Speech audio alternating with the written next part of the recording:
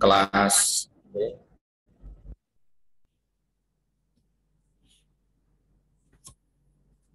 Suara saya bisa terdengar? Terdengar, Kak. Bisa, Kak. Bisa, Kak. Terima kasih, terima kasih. Ini agak sedikit trouble, wajahnya ada panu-panunya begitu ya, tidak masalah. Tapi yang jelas bukan panu asli itu ya.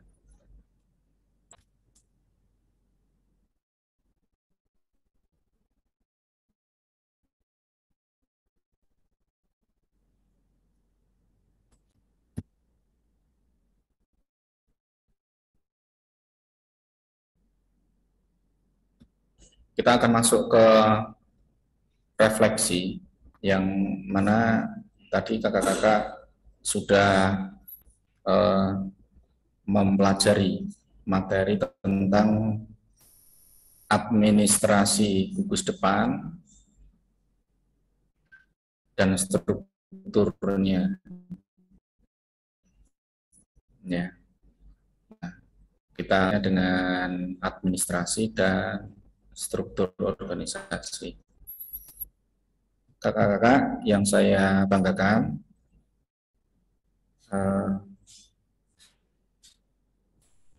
materi struktur organisasi dan administrasi yang sudah kakak pelajari, apakah ada yang mau ditanyakan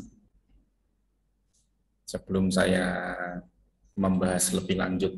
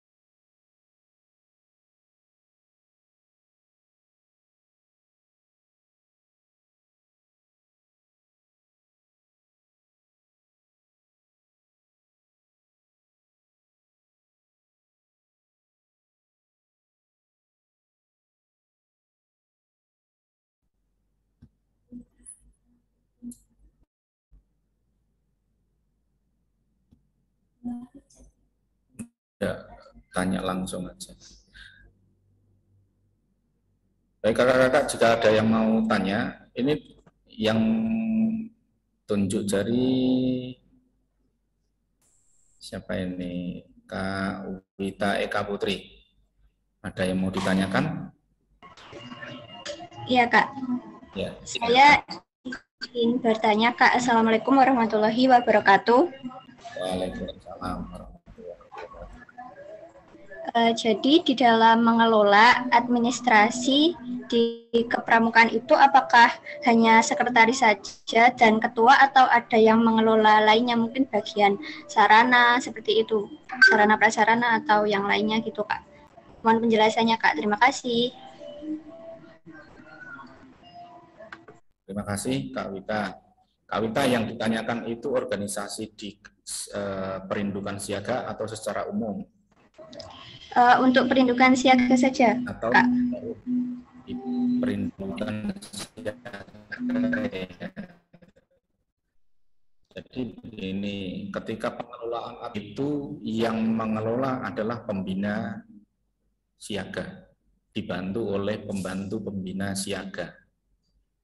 Itu yang mengelola administrasi satuan di siaga ya. Nah, ketika breakdown ke Barum atau di perindukan siaga, ya, tidak mungkin anak-anak di tingkatan siaga dia mengelola administrasi secara utuh, administrasi satuan, apalagi administrasi gugus depan. Kenapa? Karena usianya belum mampu untuk ke sana. Jadi untuk di organisasi administrasi satuan untuk siaga, semua pengadministrasian dilakukan oleh para pembina dan para pembantu pembina. Berbeda ketika anak-anak siaga itu diberi penjelasan bagaimana mempelajari atau paling tidak belajar membuat administrasi. Tapi yang paling sederhana sajalah. Contoh administrasi yang bisa diserahkan oleh anak-anak siaga itu administrasi baru. Contoh kecil adalah mengabsensi atau membuat presensi kehadiran baru masing-masing. Itu masih memungkinkan ya. Tapi kalau yang lain-lain kayaknya belum bisa ya. Jadi semuanya untuk administrasi satuan siaga terpusat pada pembina dan pembantu pembina. Begitu. Kalau di gugus depan berarti ya terpusat dan yang bertanggung jawab adalah pembina gugus depan. Baik Kak, terima kasih. Ya. Ada lagi? Kalau tidak, kita masuk ke materi ya. Saya sampaikan materi ini sebagai bahan refleksi ketika kakak tadi sudah menjawab pertanyaan yang ada di segmen 5. Ya. Pertanyaannya hanya 3, tetapi pertanyaannya sangat luar biasa dan jawaban kakak-kakak sangat luar biasa juga. Baik, kita mulai untuk administrasi, kita organisasi dulu ya. Organisasi gugus depan. Gugus depan itu disingkat dengan GUDEP. Ya, itu satuan pendidikan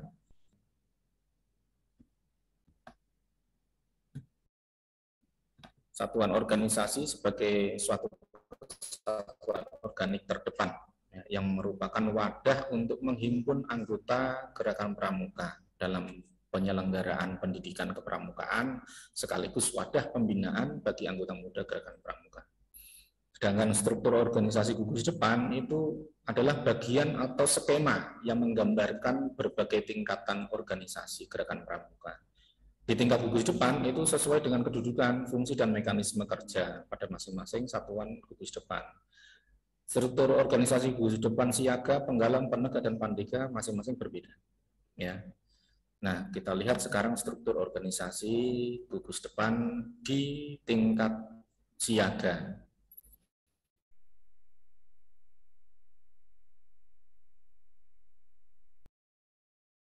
Yang paling atas adalah yang menjabat adalah kepala sekolah.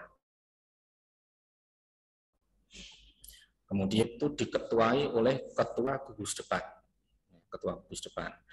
Ketua gugus depan putra ya, juga dijabat putra, ketua gugus depan putri dijabat putri. Kemudian ketua gugus depan dibantu oleh pembina satuan. Pembina satuan di gugus depan masing-masing 1. Ya.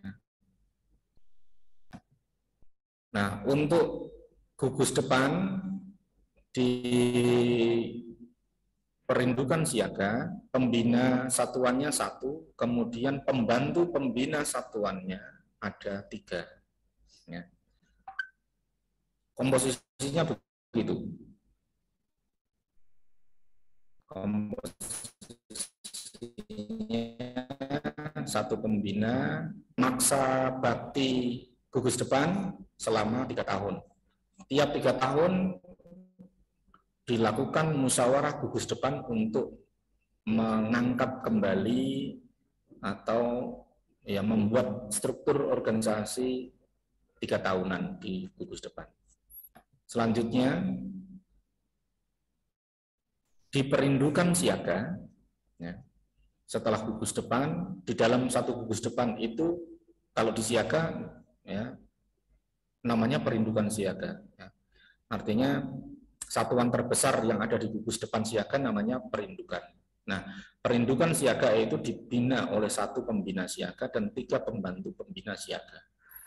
Idealnya jumlah 1 perindukan itu adalah 18 sampai 24 anak siaga. Masing-masing perindukan itu terbagi menjadi 3 sampai 4 barung. satu barungnya terdiri dari 6 anak. Ya, itu idealnya. Idealnya 6 anak. Sesuai dengan PP 231 tahun 2007. Ini yang tidak ada di gugus depan lain kecuali siaga adalah pembina dan pembantu pembina pramuka siaga putra itu dijabat oleh pembina putra, bahkan boleh dijabat pembina putri untuk yang putra. Sedangkan pembina dan pembantu pembina siaga putri harus dijabat oleh pembina putri. Tapi kalau di gugus depan lain, penggalang, penegak, pandega, tidak seperti siaga. Kalau putra ya harus putra, kalau putri ya harus putri. Itu perbedaannya. Kemudian ada Dewan Perindukan Siaga yang terdiri dari pemimpin barung, wakil pemimpin barung, kemudian pemimpin barung utama atau yang disebut dengan sulung, kemudian pembina barung dan pembantu pembina barung. Siapa adalah pembina siaga? Ya. Dewan Siaga mengadakan pertemuan sebulan sekali. Tugasnya apa? Mengatur kegiatan dan menjalankan putusan dari musyawarah perindukan siaga. Selanjutnya, sebelum kita masuk ke administrasi, kira-kira dari struktur organisasi ada yang mau ditanyakan, kakak-kakak?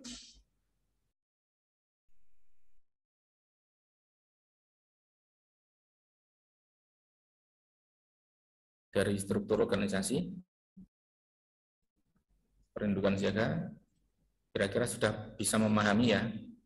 Jadi besok kalau kakak-kakak menjadi seorang pembina di siaga, ya, ada ketua gugus depan, ada pembina satuan, ada pembantu pembina satuan. Nah, pembina satuan yang putra ya, harus menjabat di siaga putra. Kalau pembina satuan putri bisa menjabat di siaga putri atau di siaga putra. Itu. Kemudian dibantu oleh pembantu pembina. Berapa jumlahnya? Maksimal 3. Ini dalam satu perindukan siaga. Kira-kira umur pembina satuan di siaga berapa? Kalau sesuai dengan PP 231/2007. Ada yang tahu? Sekurang-kurangnya berapa? Silakan tunjuk jari kalau yang tahu. Umur pembina satuan, ya, Kak Winda, berapa?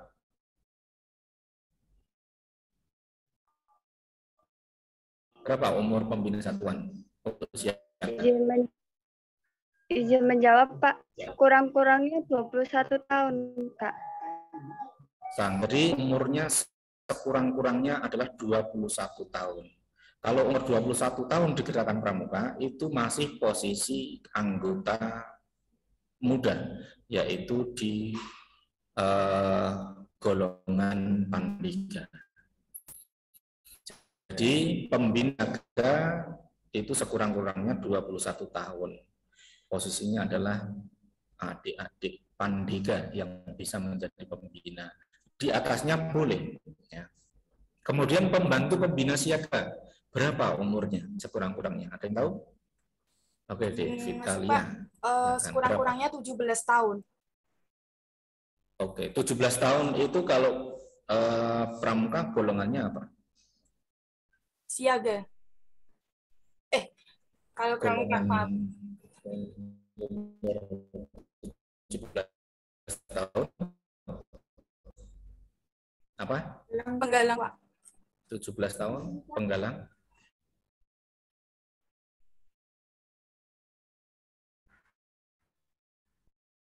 Ada yang tahu umur 17 tahun itu golongan apa? Kalau di pramuka Menegak. dari siapa? Deveni. Ya. Jadi pembantu pembina siaga itu sekurang-kurangnya adalah umur 17 tahun. Dan umur 17 tahun itu di pramuka dia masih posisinya sebagai dia sudah menikah. Umur 17 tahun tapi sudah menikah.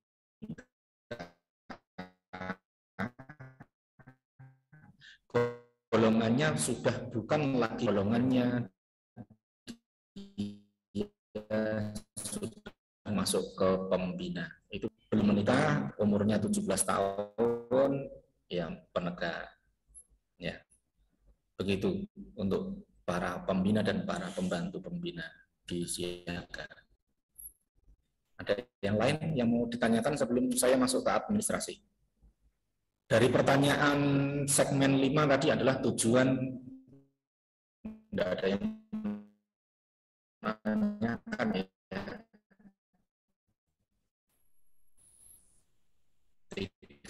Tujuan tadi ya. Tujuan diadakannya gugus depan, organisasi di gugus depan, tadi saya sudah menilai dua peserta itu penilaian ada 4 tujuan dalam hal tujuan organisasi di gugus depan. Nah, ketika kita membuat sebuah organisasi di gugus depan itu lebih baik, ya, kita punya yang namanya peraturan petunjuk penyelenggaraan. Nah, petunjuk penyelenggaraan itu ya, harus di breakdown dan disesuaikan dengan keadaan di lapangan. Maka ketika umpamanya besok kakak-kakak semuanya mengurusi sebuah gugus depan, yang harus dipegang dulu adalah petunjuk penyelenggaraannya dulu, yaitu petunjuk penyelenggaraan gugus depan. Kalau yang sekarang yang masih berlaku adalah petunjuk penyelenggaraan gugus depan nomor 231 tahun 2007. Bisa jadi 1 tahun ke depan, 2 tahun ke depan, atau besok setelah Munas akan direvisi lagi untuk PP-nya. Yang jelas, setiap gugus depan paling tidak minimal bisa melihat, membaca, mempelajari isi dari petunjuk penyelenggaraan gugus depan. Nah, di sana tertuang semua bentuk pengadministrasian, organisasi, kegiatan, dan seterusnya. Sudah jelas nggih untuk kegiatan organisasi siaga nggih. Kalau sudah, kita masuk ke administrasi sekarang. Administrasi gugus depan, nanti kita breakdown lagi ke administrasi satuan. Akan kita bahas dulu administrasi secara umum. Administrasi itu mencakup 2 pengertian, yaitu administrasi dalam pengertian luas, ya, pengertian di satuan gugus depan yang meliputi perencanaan, pengorganisasian, pelaksanaan, dan pengendalian kegiatan kepramukaan di satuannya. Sedangkan administrasi dalam pengertian sempit yaitu hal yang berkaitan dengan tata usaha satuan. Administrasi gugus depan Gerakan Pramuka itu merupakan organisasi yang menyelenggarakan pendidikan bagi generasi muda. Nah, tujuannya apa? Dibuat administrasi gugus depan, ini pertanyaan yang tadi nomor 3 ya, kalau tidak salah, di segmen ketiga, segmen 5, pertanyaan nomor 3, yaitu sebagai data konkret satuan. Ketika satuan gugus depan tidak ada administrasinya, ya, seolah-olah gugus depan itu bayangan atau semu. Kenapa? Karena tidak punya data konkret yang bisa dipertanggungjawabkan. Setiap tahun kita sebagai pengurus gugus depan harus melaporkan data ke kuartir, ya, di atas kita, yaitu kuartir ranting. Kemudian sebagai alat ukur aktivitas kegiatan. Yang ketiga adalah dukungan dan sarana yang dimiliki, dan yang keempat adalah sebagai perkembangan dan kemajuan hasil yang dicapai. Itu adalah tujuan administrasi gugus depan, supaya gugus depan ini menjadi gugus depan mantap, gugus depan yang ideal, begitu. Nah, tugas pembina pramuka yang berpangkal pada 3 aspek, itu meliputi pengelolaan. Pengelolaan pembinaan itu meliputi proses perencanaan, pemrograman, pengorganisasian, dan pelaksanaan. Untuk pengelolaan dalam gugus depan, terutama di siaga, ya kakak-kakak sekalian, semuanya bermuara pada pembina. Ya, tidak bisa kita serahkan kepada anak-anak siaga, tidak mungkin bisa, karena mereka masih tahap berkembang, ya, walaupun belajar, semuanya belajar, tetapi tahap berkembang dan belum bisa mengetahui apa-apa. Kemudian aspek pengelolaan, ya, itu tahapannya adalah yang pertama penyusunan rencana kerja, ya, menyusun rencana kerja. Menyusun rencana kerja kalau dalam gugus depan itu dibagi menjadi 3. Yang pertama adalah prota, di breakdown ke promes, kemudian di breakdown ke lagi ke bulanan atau mingguan. Itu penyusunan rencana kerja. Kemudian pembuatan program kerja, kemudian pengorganisasian, kemudian pelaksanaan, pengendalian, pelaporan, dan daftar ulang. Daftar ulang itu artinya sebenarnya gugus depan itu kalau menyesuaikan PP gugus depan 231 dan sistem administrasi kuartir, tiap tahun harus daftar ulang ke kuartir ranting. Itu. Tapi selama ini kan tidak mungkin kita, dan ya bukannya tidak mungkin, tetapi mayoritas di gugus depan itu jarang sekali daftar ulang ke kuartir ranting.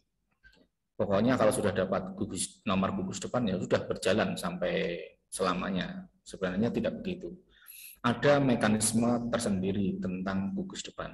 Kita tiap tahun harus melaporkan dan daftar ulang bahasanya ke kuartir ranting. Saya lanjutkan tentang administrasi gugus depan. Dalam pengelolaan administrasi terdapat pembagian tugas. Antara lain di Barung itu namanya ada pemimpin Barung. Kemudian boleh ditambah ada sekretaris, ada pengelola keuangan, ada pengelolaan sarana. Dan ini juga berlaku untuk gugus depan secara umum, artinya pemimpin di gugus depan secara otomatis ini yang menjabat adalah ketua gugus depan. Ketua gugus depan dibantu oleh sekretaris, kemudian dibantu oleh pengelola keuangan, dan dibantu oleh pengelola sarana. Mereka diantaranya adalah ya siapa? Ya pembina gugus depan, pembina satuan, dan para pembantu pembina. Cukup, sangat cukup.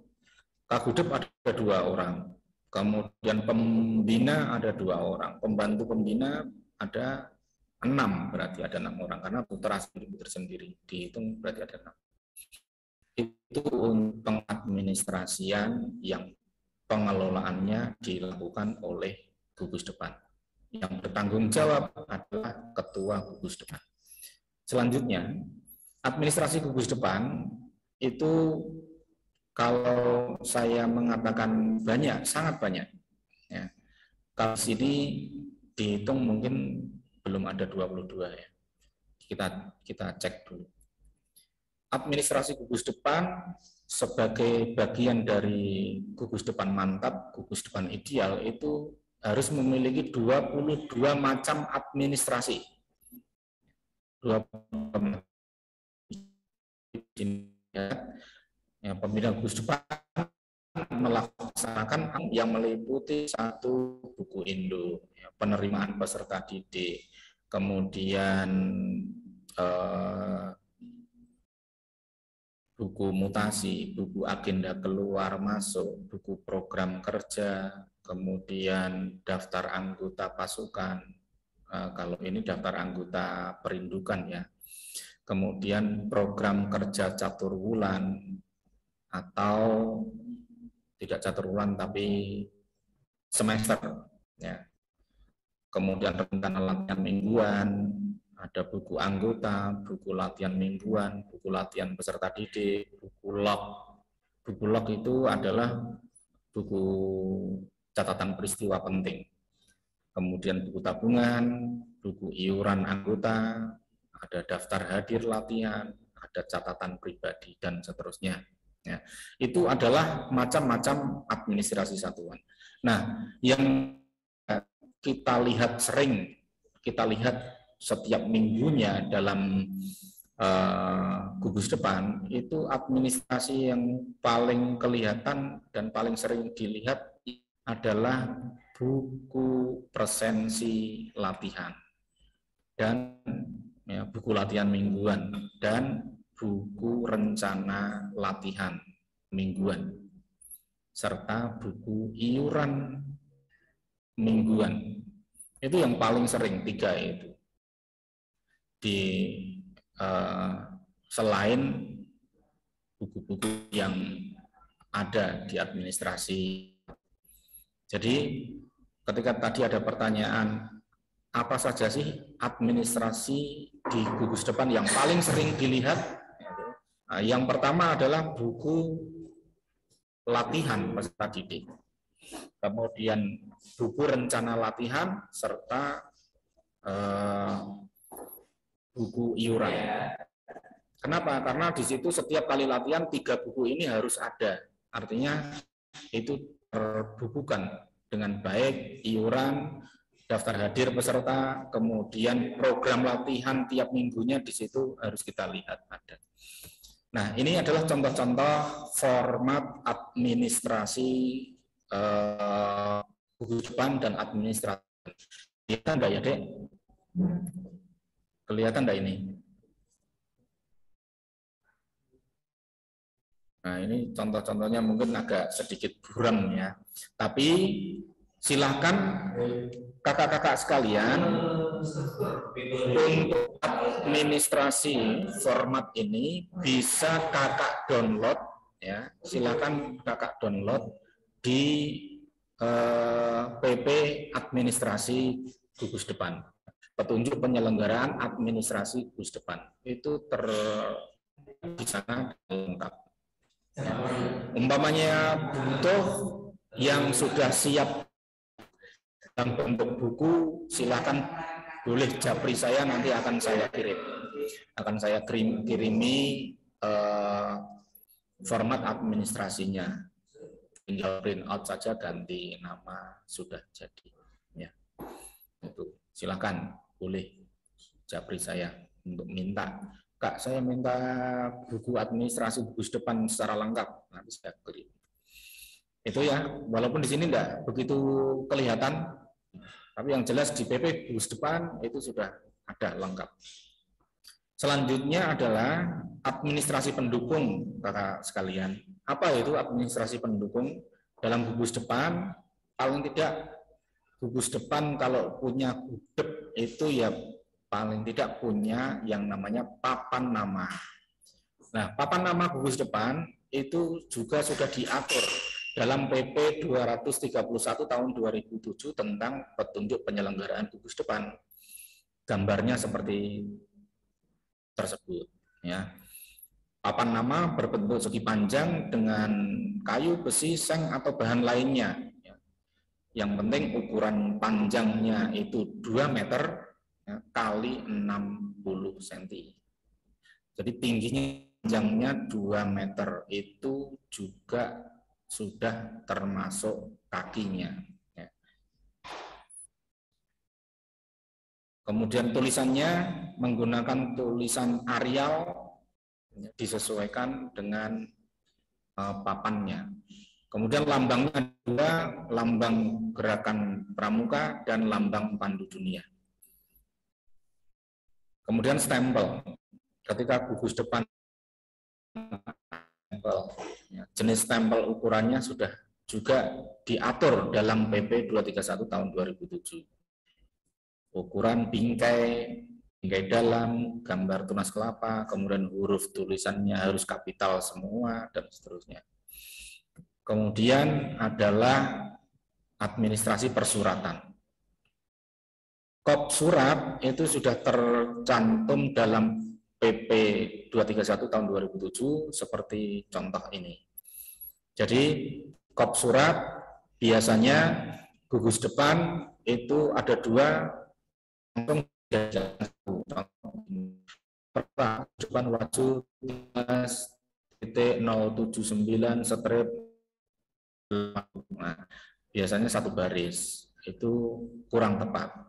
Yang benar adalah gugus depan, contoh ini, gugus depan waju 13.079, bawahnya baris berikutnya gugus depan waju 13.80, berpangkalan pada, ya, contoh ini di SM, kemudian paling bawah adalah alamat. Nah, di kanan dan kiri ada lambang Gerakan Pramuka dan lambang Pandu Dunia. Ada hal yang menarik ketika kita melihat di Google, beberapa ada perbedaan. Ketika kita menggunakan kop itu menggunakan logo Pandu Dunia, ada yang menggunakan polosan, artinya tidak berbackground warna ungu, polos itu ya. Tetapi yang benar adalah yang berbackground warna ungu, tidak polos. Nah, sekalian kesimpulannya, administrasi dan gugus depan itu sangat bermanfaat. Kenapa? Karena mempermudah dalam tata kerja, ya, untuk mengambil maupun mengambil keputusan. Kemudian sebagai gambaran atau visualisasi gugus depan, bahwa gugus depan itu ada, gugus depan itu berjalan, dan gugus depan itu eksis. Ya. Sumber pustaka dan sebagai bahan, ya, pemberi. Kemudian yang keempat adalah dapat melaksanakan pendidikan dan kegiatan sesuai yang direncanakan. Kemudian mengetahui kemampuan dan perkembangan yang dimiliki anggota pramuka, baik di siaga, penggalang, penegak maupun pandega. Dan yang terakhir adalah sebagai alat pencapai tujuan Gerakan Pramuka. Itu adalah simbol dari administrasi gugus depan. Tadi kan ada pertanyaannya yang itu. Baik, sebelum kita tutup, adik-adik, apakah ada pertanyaan administrasi gugus depan maupun administrasi dewan? Silakan kalau yang bertanya boleh mengacungkan jari.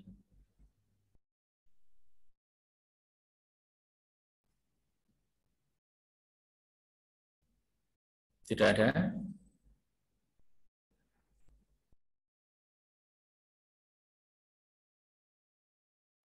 Baik, saya informasikan kalau jika tidak ada kakak sekalian, tadi yang mengirim tugas, sudah belum. Yang mengirim tugas, karena ini tadi adalah tugas kelompok, maka saya minta tolong agar nilai segmen 5 ini ada nilainya, cukup ketua kelompoknya mengirimkan tugas tersebut, ya, tugas 3 pertanyaan tadi, ke WA pribadi saja ya. Kirim ke WA pribadi saya, nanti akan saya masukkan ke daftar nilai. Ya, masing-masing kelompok satu saja, ketua kelompoknya saja boleh. Nah, untuk nomor WA saya akan saya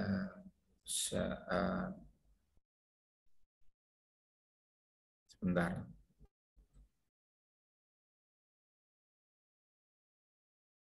Silakan ditulis, saya kok ditulis kakak sekalian, nomor saya 0 WA saya ya. Nanti silakan ketua kelompoknya mengirim japri tugas yang tadi sebagai bahan kesimpulan untuk yang hasilnya. Walaupun nanti di di Google Classroom ini juga nanti kakak-kakak juga mengirim ya. Tapi cukup satu kelompok satu saja yang mengirim. Saya ulangi lagi, nomor saya 082 135 000 nolnya 3 kali 223. Saya ulangi 082 35 0223. Baik, saya kira itu kakak sekalian materi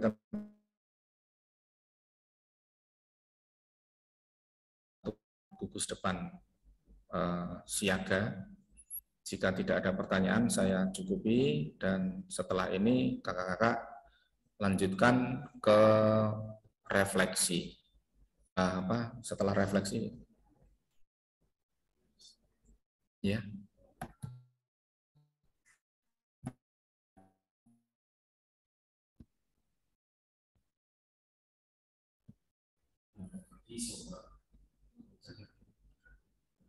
Ya, pas ya, cukup.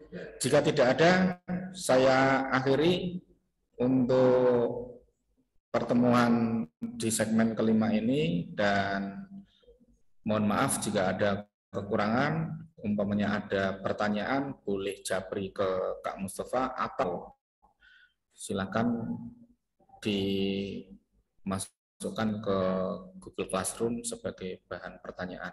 Terima kasih. Wassalamualaikum warahmatullahi wabarakatuh. Salam Pramuka. Salam.